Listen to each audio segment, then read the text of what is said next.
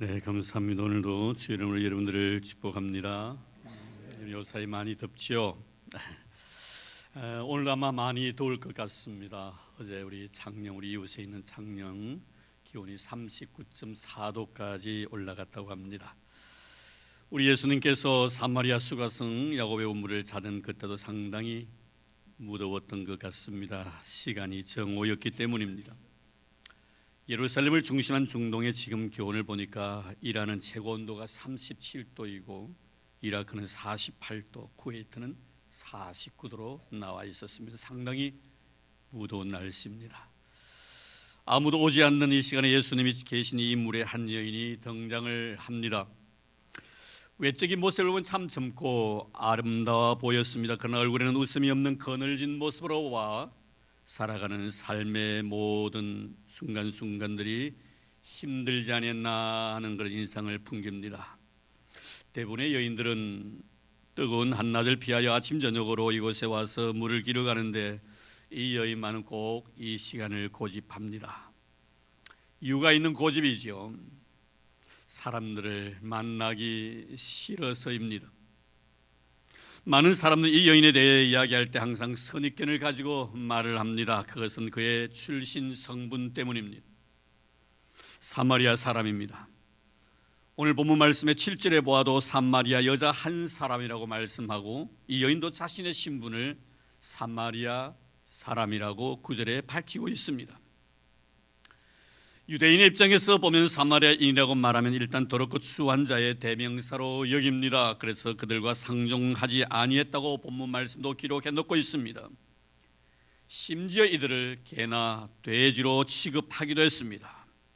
물론 이렇게 된 이유는 역사적인 배경이 그 속에 있기 때문이지만 오늘은 그 내용은 약하겠습니다. 이 시간 저는 이 여인에 대하여 더럽고 추한 대상이라기보다는 상대방에 의해서 짓밟히고 상처받은 자의 모습으로 받아들이고 싶습니다. 오늘 왠지 이 여인을 좀 변호해 주고 싶은 생각입니다. 요새 우리나라에서도 위안부의 문제로 인하여 일본과 여러 가지 역사적인 갈등을 빚고 있습니다만 역사에 의한 희생의 상징이 바로 그 당시의 여인들의 운명이었지요. 이처럼 이 사마리아 여인도 그런 의미에서 접근했으면 하는 제 바람의 마음이 있습니다. 당시 유대 사회는 남성 위주의 사회였기 때문에 여자들의 위치라는 것은 이루 말할 수 없을 정도로 비참했습니다. 이런 상황에서 어떻게 해서 남자를 여섯이나 둘 수 있었겠는가? 우리가 객관적인 입장에서 바라보면 정말 추하고 더럽다라고 여기겠지만 이 여자의 입장에서 보면 결국 남자에 의해서 이용당할 수밖에 없는 여자의 운명이었을 것이라고 생각이 되어집니다. 남자를 6분이나 두었다는 것은 5번의 이혼을 경험했다는 증거입니다. 당시 이혼이란 것은 남성에 의해서 결정이 되어졌습니다. 이 이혼의 문제만은 결코 여인에 의해서 여자에 의해서 결정될 사항이 아니었지요. 예수님께서도 이혼에 대한 말씀을 하시면서 모세 율법을 거론하십니다. 여기에 보면 누구든지 아내를 버리려거든 이혼 정서를 줄 것이라, 누구든지 남편을 버리려거리는 말씀이 전혀 기록되어 있지 않습니다. 누구든지 아내를 버리려거든 이혼 정서를 줄 것이라고 하신 말씀 속에서 이혼 정서를 써주는 것은 남자에게 있었습니다. 그럼 어떤 상황에서 이혼이 가능했을까요? 물론 도덕적으로 윤리적으로 남들이 바라볼 때 덕스럽지 못한 일을 행한 자에게는 두말할 나위도 없지만 당대 최고 율법학자로 존경받았던 랍비 힐렐은 이혼 규정을 백성들에게 이렇게 가르쳤습니다. 만약 당신의 아내가 집을 너무 더럽게 하거나 요리를 잘 하지 못하거나 설거지를 하지 않거나 당신이 집에 들어왔을 때 밝게 웃지 않거나 다른 여성이 당신의 아내보다 더 이뻐 보이면 이혼 정서를 쓸 수 있다. 이런 이 사람의 가르침대로라면은 여기에서 자유로울 분이 몇 분이나 과연 있을까요? 여러분, 집 다 깨끗하게 해놓고 나오셨어요 아침에? 남편들이 한번 물어볼까요? 여러분의 아내의 음식에 대해서 만족하십니까?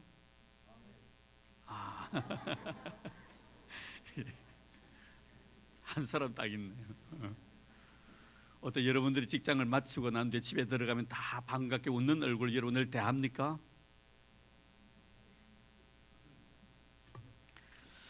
글쎄요, 다른 여자보다 여러분들이 남편의 마음에 쏙 들 정도로 이목구비가 뚜렷하고 멋있습니까? 이뻐 보이는지요?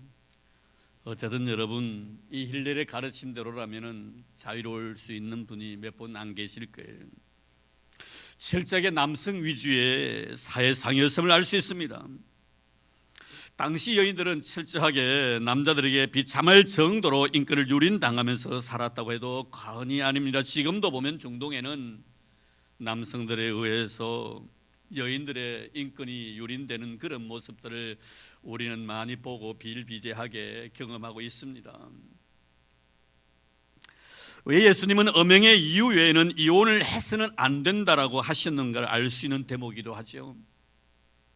이런 의미에서 이 사건을 대하면 우리는 이 여인을 더럽고 추한 여인으로 치부하기에는 너무나 성급한 판단이 아닌가 하는 생각도 가져봅니다. 물론 남편을 5이나 둔 여인에게도 문제가 있다고 말할 수는 있겠지만 말입니다. 그러나 오늘 내용의 말씀은 결코 이 여인에게 있는 것이 아니라 그 핵심은 바로 이 여인에게 다가가신 예수 그도에게 있기 때문에 좀 더 우리는 주님의 아름다운 모습을 생각해 보고자 합니다. 왜 주님은 이 여인을 만나기 위해서 6시 우리나라 시간으로 정오에 이 야곱의 운물을 찾으셨는가? 그리고 그 6시에 정오에 그 운물가에서 어떤 사건이 일어났는가? 이제 우리는 본론으로 돌아가서 주님과 이 여인과의 대화를 곁에서 한번 들어보려고 합니다. 무대는 사마리아 땅 수가성에 있는 야곱의 운물터입니다. 여인들에게 있어서 운물터는 대화의 장소입니다. 물론 이 물터에 와가지고 물을 깊기도 하지만 여인들의 수다로 시간인 줄 모르고 깔깔거리며 웃고 즐기는 곳이 바로 이 운물터이기도 합니다. 그리고 이곳에서 주고받았던 모든 대화에 대해서 절대 비밀이 보장되지 않는 곳입니다. 상대방의 비리나 허물을 아무런 양심의 가책을 느끼지 않냐고 마음대로 말할 수 있는 토론장이 바로 이 우물터입니다. 그런데 동네의 대다수의 여인들이 모여있는 이 이른 아침 우물터에 오늘 본문에 나타나는 이 사마리아 여인은 전혀 보이지 않습니다. 무엇인가 그것이 함께하기를 꺼려하는 이유가 있기 때문이겠지요. 어울리고 싶지 않았기 때문입니다. 이 여인이 가슴에 붓고 살아가는 자신만의 아픔이 있었기 때문입니다. 그래서 이 여인은 서서히 여인 공동체 속에서 자기 자신을 소외시켜 나가고 있었습니다. 6시에 정오에 이 음물을 찾은 이유도 여기에 있는 것입니다. 정말 가기 싫은 장소입니다. 나중에 주님과의 대화 속에서 15절 말씀에 보면 주여 그런 물을 내게 주사 목마르지도 않고 또 여기 물 기르러 오지도 않게 하소서. 이것이 오고 싶지 않다는 뜻을 간접적으로 나타내고 있습니다. 아무도 만나지 않고 홀로 살아가고 싶다는 강한 자기 의사를 주님 앞에 표현하고 있음을 보게 됩니다. 주님은 이 여인과의 대화를 하시다 갑자기 16절 말씀에 보면은 내 남편을 불러오라고 하십니다. 그러자 이 여인이 대답을 합니다. 나는 남편이 없나이다. 겉으로 보기에는 분명 그녀는 주님께 거짓말을 하고 있습니다. 남편이 있습니다. 근데 주님은 그녀의 남편이 없다는 이 말에 대해서 참이다라고 말씀합니다. 내가 남편이 없다는 말이 옳도다. 18절 말씀입니다. 너에게 남편 5이 있었고 지금 있는 자도 내 남편이 아니니 내 말이 참되도다. 여기서 주님은 그녀의 지난 삶을 언급하십니다. 그리고 현재의 삶에 대한 진단도 하십니다. 이렇게 하시는 목적이 무엇일까요? 주님께 왜 이 여자의 과거의 삶을 언급하시고 현실의 삶을 진단하고 계십니까? 그녀의 과거의 잘못된 삶과 현재 삐뚤어진 자상을 지적하기 위함이 결코 아닙니다. 주님께서 이 여인에게 남편을 불러오라고 하신 것, 남편이 없다고 하자 내 말이 옳다고 하신 것, 지금 같이 살고 있는 자도 내 남편이 아니라고 하신 모든 말씀의 깊은 의도는 이 여인의 내면의 세계 속에 잠재되어 있는 죄의 문제를 터치하기 위한 목적이 결코 아닙니다. 이 여인이 지금까지 안고 살았던 생의 상처에 대해서 공감하시기 위함인 것입니다. 상처를 치유해주고 상처를 안아주시겠다는 것입니다. 주님은 한 번도 상대방의 잘못에 대해서 그 잘못을 지적하지 아니하셨습니다. 다 공감하셨습니다. 그렇게 살아갈 수밖에 없었던 너를 이해하셨습니다. 그래서 너의 집에 삭개오에게는 유아여야 되겠다고 말씀하십니다. 그의 집은 그의 삶의 터전이고 네가 어떻게 살아왔는지 내가 같이 보고 공감해 주겠다는 의미지요. 3번이나 주님을 모른다고 부인하고 저주까지 한 베드로의 만남에서도 단 한 번도 왜 그렇게 했느냐고 묻지 않으십니다. 결국 그의 주님에 대한 사랑의 고백을 받아주십니다. 아가페적인 사랑으로 물었을 때 필리아적인 사랑으로 대답했고, 두 번째도 여전히 동일한 질문을 했고 동일한 대답을 합니다. 베드로 마지막에 주님은 화제를 돌려서 이제는 아가페의 사랑이 아니라 필리아의 사랑으로 물었을 때 여전히 베드로는 필리아의 사랑으로 대답합니다. 그 사랑을 주님은 받아주십니다. 바로 공감의 의미입니다. 탕자의 귀환도 마찬가지 아닙니까? 아들의 삶에 대한 아버지의 공감입니다. 이것이 바로 그의 과거를 문제시하지 아니했다는 이유지요. 오늘도 마찬가지입니다. 여러분, 우리의 과거를 갖다가 주님께 문제시하지 않는 것은 나의 삶에 대해서 하나님께서 공감하신다는 의미인 것입니다. 사랑하는 성도 여러분, 어떻습니까? 여러분들은 너에 대해 지적합니까? 아니면 너에 대해서 공감하고 있습니까? 왜 그렇게 사느냐라고 말하겠습니까? 아니면 말 없는 미소로 그를 대하시겠습니까? 그리고 조용히 다가가 너의 아픔을 안아주시겠습니까?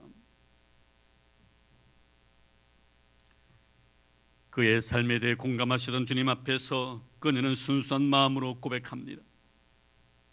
나는 남편이 없나이다. 거짓이 아니라 진실입니다. 얼마나 중요한 자기 고백인지 모릅니다. 주님은 이 여인에게서 이 고백을 듣기를 원하셨습니다. 지금까지 이 여인은 남편을 두고 자기를 속이고 살아왔고 그리고 너까지 속였습니다. 하지만 이제는 말하고 싶습니다. 단 한 번이라도 내가 누구 앞에선가 솔직해지고 싶습니다. 주님께서 우리에게 원하시는 것은 진실한 자기 고백입니다. 아무리 교회를 열심히 다녔다 할지라도 마지막 나의 진실한 모습을 드러내지 아니하면 하나님의 은혜를 입을 수 없다는 것을 우리는 알아야 합니다. 진실한 고백이 없는 가운데서 내가 은혜를 입었습니까? 그것은 그저 내가 은혜 입은 것으로 생각하지 주님은 그런 사람에게 한 번도 은혜를 주신 적이 없습니다. 주님의 옷자락을 살포시 만졌던 한 여인의 주님을 향한 진실한 믿음의 고백,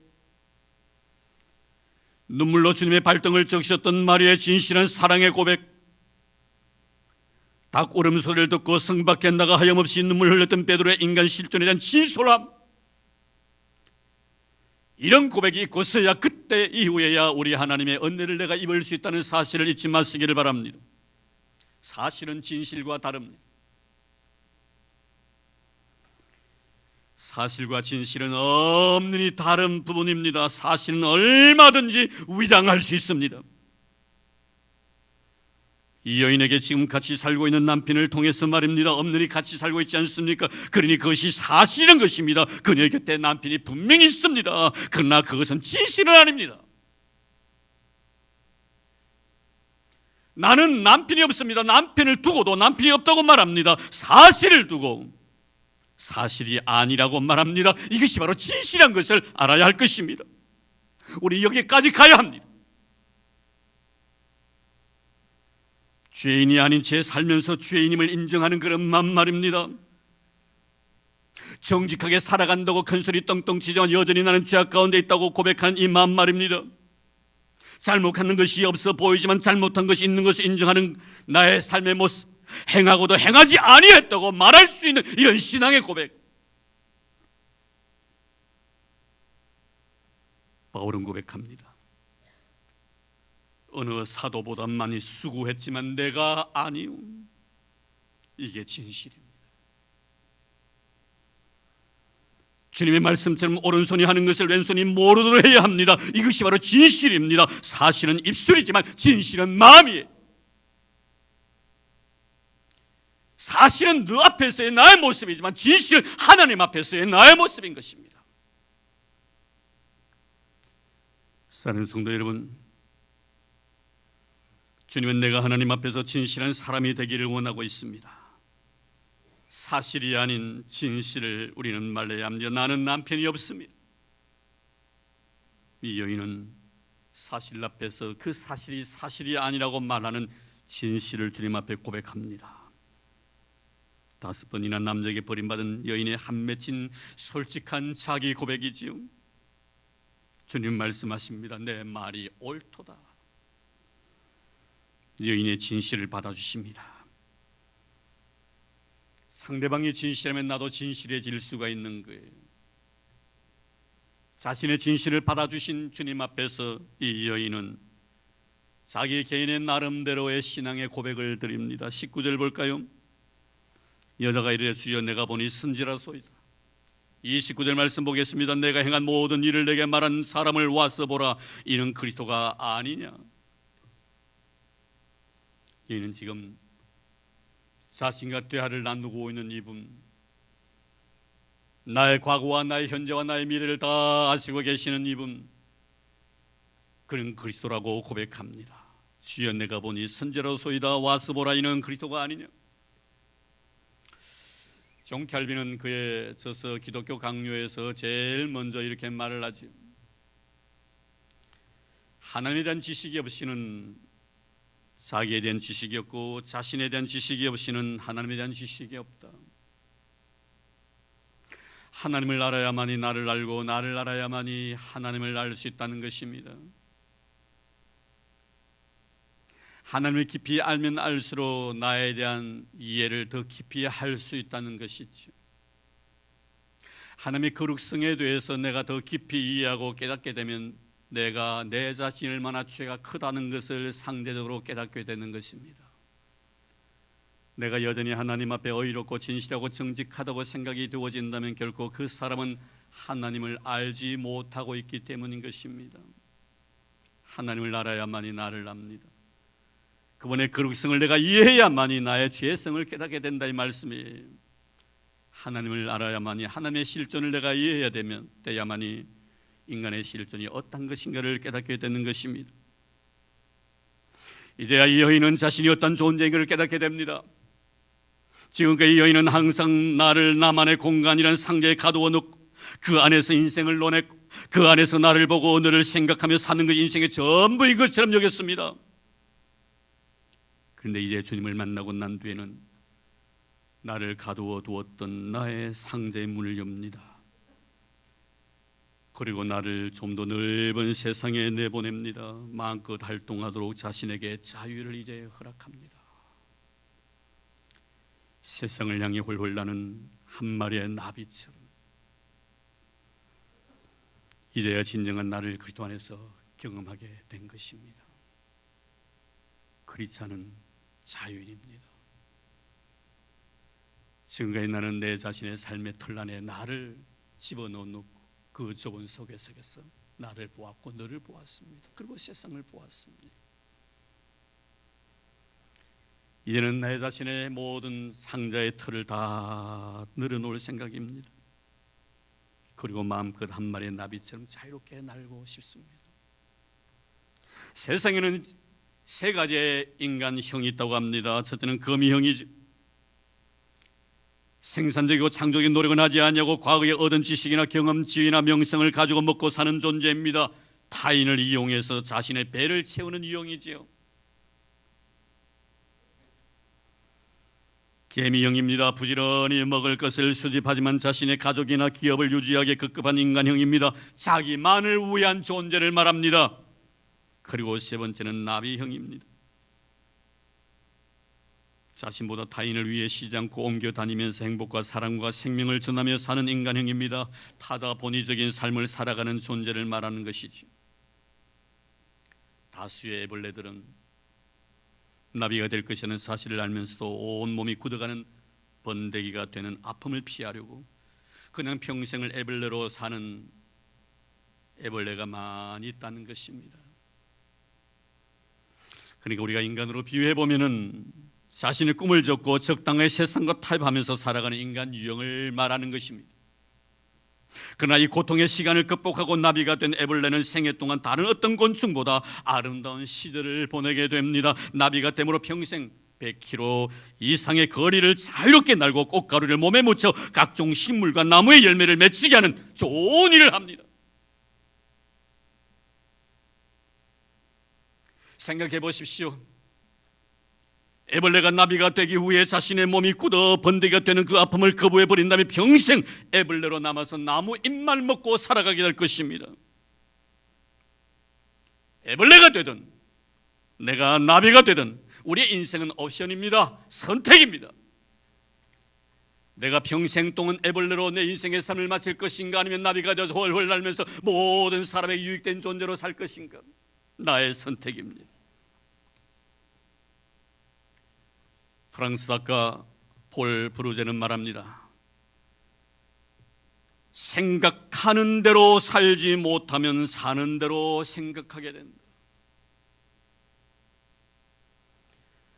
생각하는 대로 살지 못하면 사는 대로 생각하게 된다. 오늘 우리는 본문 말씀을 통하여 사는 대로 생각하던 자가 생각하면서 사는 자의 모습으로 변화되어가는 삶의 모습을 봅니다. 28절 30절 말씀 보겠습니다. 여자가 물동이를 버려두고 동네로 들어가서 사람들에게 이르되 내가 행한 모든 일을 내게 말한 사람을 와서 보라, 이는 그리스도가 아니냐 하니 그리 동네에서 나와 예수께로 오더라. 주님을 만난 한 여인의 변화된 삶의 모습입니다. 이제 이 여인은 사는 대로 생각하는 자가 아니라 생각하면서 사는 인생으로 전환됩니다. 오늘 하나님께 우리에게 원하시는 것이 무엇입니까? 사는 대로 생각하는 자가 아니라 생각하며 사는 자가 되기를 원하고 있습니다. 마음 내키는 대로 말하는 자가 아니라 생각하며 말하는 자가 되기를 원하고 있습니다. 그는 자신이 어떤 존재인가를 알게 됩니다. 주님이 그에게 필요하다는 것을 느낍니다. 자기의 모든 삶에 대해서 한 번도 이 시간까지 공감해 주는 사람이 없었습니다. 이제는 이분이 나의 아픈 상처를 만져주십니다. 내 지나간 모든 생의 눈물의 의미를 그분은 같이 공감해 주십니다. 그래서 그는 여기에 그대로 머물 수가 없었습니다. 달려갑니다. 자신이 갖고 있던 상처와 아픔에 돌을 던졌던 그곳을 향하여 달려갑니다. 그리고 외칩니다. 와서 보라, 이는 그리스도가 아니냐라고. 선하는 대상이 누굽니까? 이 사람들 때문에 참으로 힘들었습니다. 많이 울었습니다. 외로웠습니다. 내가 가지고 있던 상처가 이들 때문에 더 깊어만 갔었습니다. 하루라도 떳떳하게 살 수 없었습니다. 내가 내 자신을 소외시킨 것이 아니라 그분들이 나를 이렇게 소외시켰다고 생각이 되어졌던 그 대상자들입니다. 이 사람들 때문에 삶이 더 힘들었고 보기 싫었습니다. 그래서 얼굴을 돌렸죠. 미운 짓은 내가 했지만 그래도 나를 미워하는 그들이 참 싫었습니다. 내 삶을 이해해 주지 못한 그들이 참 미웠습니다. 그런데 이제는 아닙니다. 나를 미워하던 그들이 사랑으로 다가옵니다. 만나고 싶습니다. 이름도 불러보고 싶어집니다. 우리는 잊어서는 안 됩니다. 문제는 바로 내 자신이었던 것입니다. 세상이 여러분의 눈 속에 어떻게 보입니까? 너가 내 눈 속에 어떻게 다가옵니까? 네가 좋은 사람이고 반가운 사람입니까? 그렇다면 당신은 분명한 크리스찬입니다.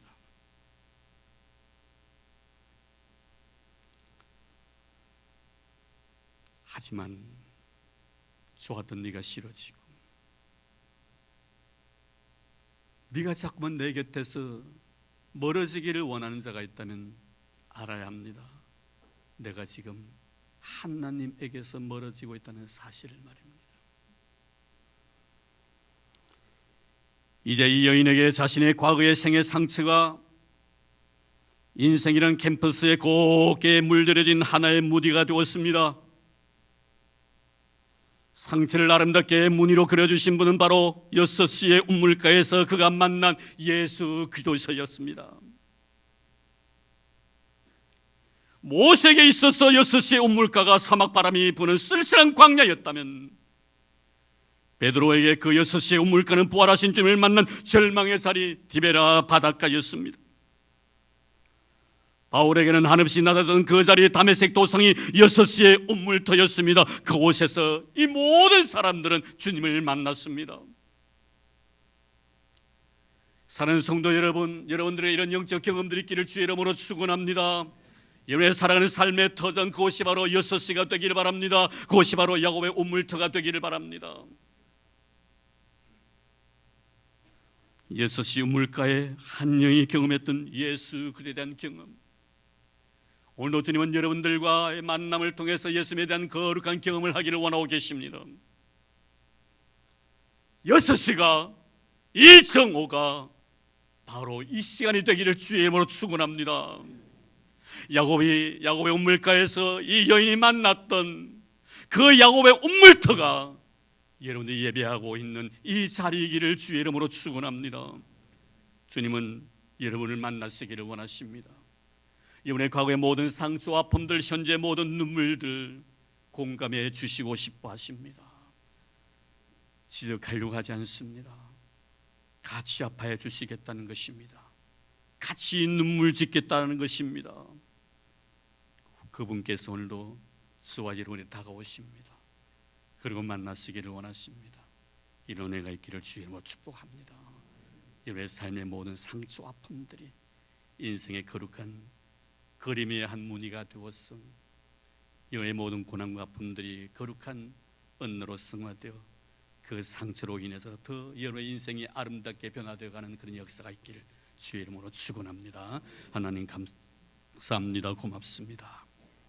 우리 은혜 주신 우리 하나님 찬양합니다. 6시의 우물터에, 야곱의 우물터에서 만나신 우리 주님, 그 여인이 바로 내 자신임을 고백드리고 싶습니다. 그리고 그 6시가 이 시간이기를 원합니다. 그 야곱의 우물터가 이 자리이기를 원합니다. 주님 만나고 돌아가게 하여 주옵소서. 그리고 주의 따스한 사랑에 반응하게 하옵소서.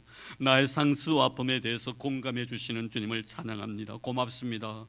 내 흐른 눈물 씻어주셨고 내 마음의 상처 만져주셔서 이렇게 거룩한 모습으로 주님 앞에 나와서 예배 드릴 수 있는 은혜 주셔서 너무나 감사드립니다. 이 은혜 영원토록 잊지 않는 우리가 되게 도와주시고 이 여인의 삶의 모습처럼 이제 생각하며 사는 자로 전환되어 가도록 축복해 주옵소서. 주신 은혜 너무 고마워 물질을 통해서 주님 앞에 드립니다. 11조를 드립니다. 감사 예물을 바칩니다. 건축 헌금도, 선교 예물도, 미랄의 헌금도, 일천번제도 주님 믿음의 분량대로 드립니다. 받은 바 내가 너무나 고마워서 감사하여 이 귀한 예물을 주님 앞에 드립니다. 내 물질이 있는 곳에 내 마음도 있다고 말씀하셨던 주님, 하늘 곳간에 차곡차곡 쌓아두라고 하셨던 주님의 거룩한 음성 잊지 않는 저희들 되게 도와주시기를 원합니다. 하늘나라의 부유한 자들 다 되도록 축복해 주시사오니 들어가도 나가도 복을 받는 하나님의 거룩한 백성들 되도록 축복해 주시고 저희의 삶의 지경이 더 넓어지는 은혜를 베풀어 주시옵소서. 곧도로 수놓았습니다. 주신 귀한 생명에 대한 고마움이 이 속에 담겨져 있습니다. 무엇이 있도록 사랑해 주십니까? 축복해 주십니까? 귀한 자녀 주셨고 귀한 손자 손녀 허락해 주셔서 너무나 감사드리옵니다. 하나님 아버지여, 이 어린 생명을 통하여 지금까지 영광 받아 주셨는데 앞으로 영광 존귀 찬양을 받아 주시고 이 꽃처럼 아름답게 하옵소서, 향기롭게 하옵소서, 거룩하게 하옵소서. 할아버지 할머니의 이 거룩한 믿음 그들도 꼭 간직하도록 도와주시고, 웨드몰 로이스와 어머니 누니게 속에 있던 내 거짓 없는 믿음이 너에게 있노라고 디모데를 칭찬해 주셨던 바울의 아름다운 신앙을 기억합니다. 하나님, 이들도 할아버지 할머니 아버지 어머니의 신앙을 통하여 복받는 거룩한 인생 되도록 축복해 주옵소서. 고맙습니다. 바칩니다. 받아주시옵시기를 원합니다. 들을 손에 베풀어 주신 예수님 이름으로 기도드립니다. 아멘.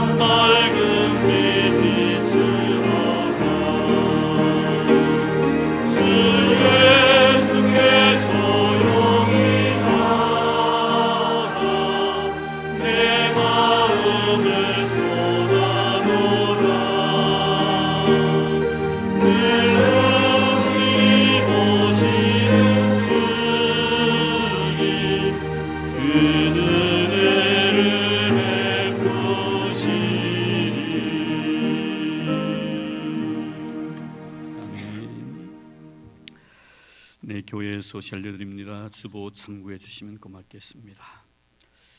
찬양 예배 마치고 난 뒤에 우리 교구장 구역장 모임을 잠시 갖도록 하겠습니다. 제1기 생명나무 제자반 기억해 주시고요. 여러분 신청해 주셨던 1대1 제양육은 다음 주일부터 개강합니다. 기억해 주시길 바랍니다. 그리고 우리 마카누리 저희 교회에서 지원을 하고 있습니다만 성교회 주체로서 목회자 자녀 수련회가 저희 교회에서 있습니다. 전국적으로 이 목회자 자녀들이 오는데 중고등부 학생들입니다. 목회자 자녀이기 때문에 힘겨웠던 그런 많은 일들을 이 수련을 통해서 해결하는 그런 시간인데요. 사실 목회자 자녀들 참 힘들 때가 참 많아요. 지금 다 행복하게 생각하는지 모르지만 나름대로 그런 고민들이 없잖아 있는 것 같습니다. 그래서 이번에 우리 당에서도 허락해 주셔서 내일부터 목요일까지, 저는 수요일인 줄 알았더니 목요일까지더라고요. 목요일까지 3박 4일 동안 저희 교회에서 이렇게 지내게 됩니다. 여러 가지 좀 아마 되게 더워가지고 잘 될는지 모르겠어요. 에어컨이 이렇게 시원찮아가 저희 교회가 어쨌든 와서 이렇게 한 100명 정도 애들이 온다고 이럽니다. 성도님들 많이 또 기도해 주시고 협조해 주시고, 그리고 한 가지 부탁드리고 싶은 것은 아마 사모님들이 뭐 특별히 봉사하시는 분 없기 때문에 그 자녀들에게 사모님들이 아마 우리 식당에서 음식도 마련하고 준비하는 것 같습니다. 우리 교인들 가운데 시간이 되시면 오셔서 같이 이렇게 봉사 협조해 주시면 참 고맙겠습니다. 이런 많이 기도해 주시고 은혜 많이 받는 그런 시간 되기를 바라고, 또 그들이 가가지고 아빠 엄마 우리 찬송교회 참 좋더라, 또 우리 교회 또 선도도 될 수가 있으니까요, 좋은 이미지를 심어줄 수 있는 그런 기회가 되기를 바라고, 또 이 침실이 숙소가 좀 마땅치 못해가지고 아마 공간마다 이렇게 잘 수밖에 없을 것 같습니다. 우리 학생의 실이 있는데요, 좀 의자 이렇게 좀 치우시고 나중에 좀 잘 수 있는 그런 공간을 좀 마련해 주셨으면 하는 그런 바람을 제가 감히 드립니다. 우리 학생의 부장되신 우리 박재철 집사님 중심을 조금 이렇게 정리해 주시면 좀 고맙겠습니다. 그리고 우리 교우 소식인데요, 우리 박수봉 권사님이 우리 정미숙 집사님의 모친이십니다. 어머님이 연세가 참 높으신데요, 지금 동강병원 602호에 입원 중에 계시고요. 그리고 제가 그동안 몰랐습니다. 그저 우리 김상집 집사님에게 이렇게 안부 머무르는데 교회 안 보이셔서 다리가 좀 아프다고 그래서 다리만 아픈 줄 알았었더니 병원에 입원해서 수술을 하셨어요, 김영애 집사님께서. 그래서 중앙병원에 317호에 입원 중에 있으면 오늘 찬양 예배 마치고 난 뒤에 가가지고 진방할 계획입니다. 이 두 가정 꼭 기억해 주셔서 동행하시기를 원하시는 분은 찬양 예배 마치고 난 뒤에 남아주시면 고맙겠습니다. 그리고 우리 어느덧 우리 크가지고 보건이가 이제 군 입대를 하네요. 우리 보건이 어디 있노? 저 뒤에. 벌써 머리 깎았네? 한번 일어나라고. 아이고 우리 보건이 엄마가 이제 나와가지고 조만한 이제 젖먹이 데리고 와가지고 성경 공부하던 제가 어제 같은데 커가지고 군대 간대. 우리 군대 간대. 그래 훈련 잘 받고 늘 우리 교회 또 기도하고 있으니까 나중에 예배 마치고 목사님 방에 잠시 오더라. 왔다 가라. 그래 앉아. 잘 다녀오라고 우리 박수로 소리 하는 거겠습니다. 그리고 우리 정현진 집사님 또 우리 박문희 집사님 둘째 이름 내 모르는데 오늘 첫 외출한 것 같아요. 그래 앞으로 나와요.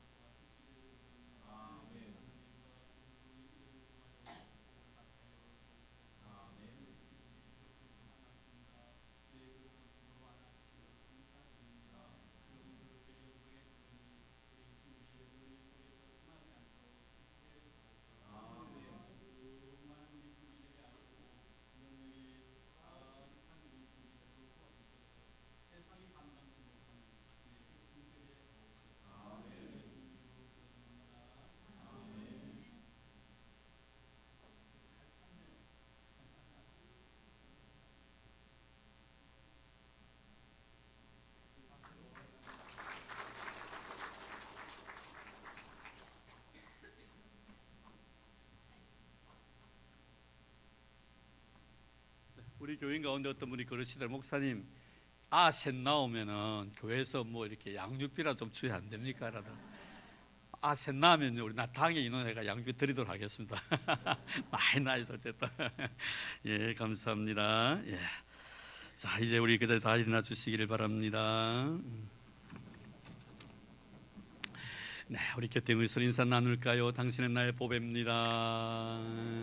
예, 서로의 보배가 되기를 바랍니다. 우리 준삼성에도 밑에 자리에 내려오시면 더 좋을 것 같은데, 잘것 같은데 저 위에 계시니까 다음 주는 다 밑에 와서 예배드리면 좋겠습니다. 감사합니다.